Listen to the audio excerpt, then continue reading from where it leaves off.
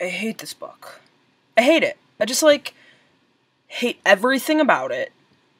And I think Holden Caulfield is the most annoying character ever written into literature, and I don't understand why I was forced to waste half of my sophomore year writing about this annoying piece of crap. The Catcher in the Rye may actually be the worst book ever. Ladies and gentlemen, I present to you 15-year-old Jen. And Episode 4, The Catcher in the Rye, or An Open Letter to My 15-Year-Old Self. I mean, I get it, right? I get what the book is supposed to be about. It's this dude who gets kicked out of school, and he wanders around New York City for 3 days, and he doesn't sleep, and he, like, gets a prostitute, and then he goes to see his sister, and he whines a lot about innocence and preservation of that, and why carousels are so awesome. And I, like, get that it's important literature because there's important symbolism. Like, I understand that the hunting hat is about comfort. I get it. He puts it on whenever he's uncomfortable. I understand that he like, needs the carousel because the carousel is a symbol of innocence. And I understand that he likes the museum because things don't change there and he's afraid of things changing. Like, I get all the symbolism. I wrote my paper about it. I just, like, don't get why everyone is so, oh my god, Holden Caulfield, he's so awesome, he's like my brother, I just love him so much. I mean, like, Lexi finished this book last week, and she's in love with this guy. Like, come on!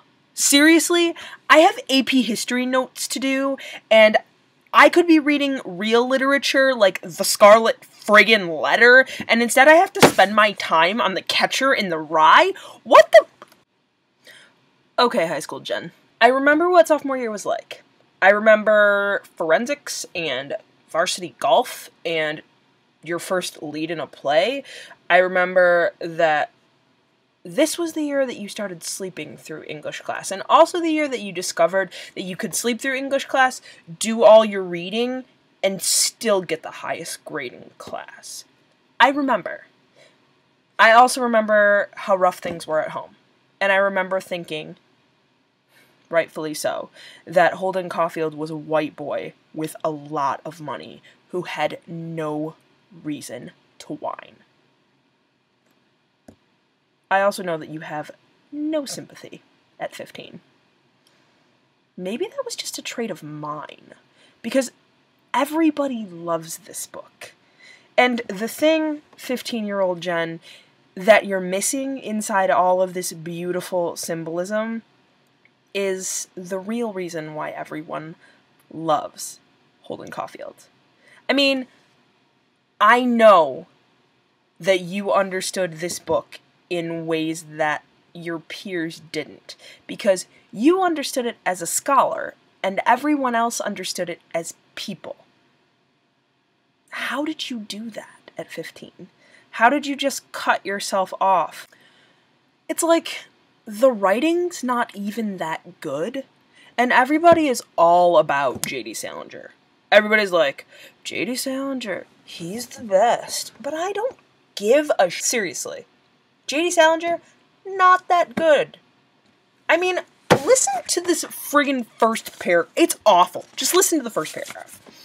If you really want to hear about it, the first thing you'll probably want to know is where I was born, what my lousy childhood was like, and how my parents were occupied and all before they had me, and all that David Copperfield kind of crap, but I don't feel like going into it, if you want to know the truth. That is like the worst run-on sentence I've ever read in my entire life. Hey, J.D. Salinger, did you go to college? Because I'd like to. He's a voice. He's meant to sound like that. He's meant to sound like he's a 15, 16, 17-year-old who has no idea who he is, where he's going, or what's going to happen in his life. He needs to sound so nonchalant that we think he doesn't care, and so natural that we know that this is the monologue going on inside of his head. The Catcher in the Rye was the basis for books like Speak, because J.D. Salinger sets up the immediate, mental, first-person narrator. You won't read this for a while, but The Hunger Games are going to come out, and you're going to like them. You may not really like Katniss, but you're going to like the books because of the immediacy of the narrator. And that, 15-year-old Jen, is why J.D. Salinger, on purpose, wrote Holden Caulfield like this. At least he's a normal 15-year-old boy in the fact that he's completely obsessed with sex and girls and drinking. But what kind of 15-year-old boy is actually obsessed with, like, telephones and carousels and museums? It's not realistic. Well, the metaphor is a little heavy-handed. I thought it was if a body, catch a body, I said. Anyway, I kept picturing all these kids playing some game in this big field of rye and all. Rye being wheat, of course. We both know that. Thousands of little kids and nobody's around. Nobody big, I mean, except me. And I'm standing on the edge of some crazy cliff. What I have to do, I have to catch everybody if they start to go over the cliff. I mean, if they're running and they don't know where they're going, I have to come out from somewhere and catch them. That's all I do all day. I'd just be the catcher in the rye and all. I know it's crazy, but that's the only thing I'd really like to do. I know it's crazy.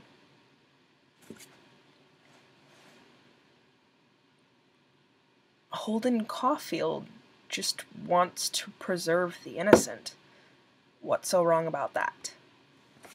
You can't preserve innocence. Everybody loses it. I lost mine. I had to deal with everything that I've had to deal with, and I'm 15, not 17, and I'm not rich, and I don't live in New York City, and I don't have a little sister that looks up to me so much that she'll love me even though I'm batshit crazy. Holden Caulfield needs to get his crap together. I don't think that he could even preserve anyone's innocence, because he certainly can't take care of himself. I didn't have any sympathy for Holden Caulfield at 15. But at 23, when I reread this book, I thought it was the saddest thing I'd ever seen. I read about Holden wandering in a city just blocks away from where his family was, and feeling so alienated from the world that when he went into a payphone, he didn't have anyone to call. Between 15 and 23, I think I finally figured out what that felt like. Holden Caulfield is a character that we love not because we want to be him, but because we realize that no matter what we do, we are him. Inside of our heads, we all feel about ourselves the way that Holden feels about himself. That he's full of flaws. That he can't do anything right. That everyone else has it so easily in the world. So, your English teachers and your 15-year-old selves may have read this book for the symbols. The reason we keep reading this book is because there's a piece of Holden Caulfield in all of us, no matter how much we don't want to admit it. My 15-year-old self certainly didn't want to admit it. I like knowing what I know when I read this book, which is that everyone in this world, or at least everyone who identifies with Holden Caulfield, has felt the way that I have felt. Alienated, alone, ugly, stupid, unwanted, unneeded, unnoticed. Because when I'm feeling unneeded and unnoticed and unwanted, what I really want to know is that no matter how low I get, there's somebody out there who understands. And the nice thing about this is that I can always pick up The Catcher in the Rye and know that Holden Caulfield will perpetually have it worse off than I ever do.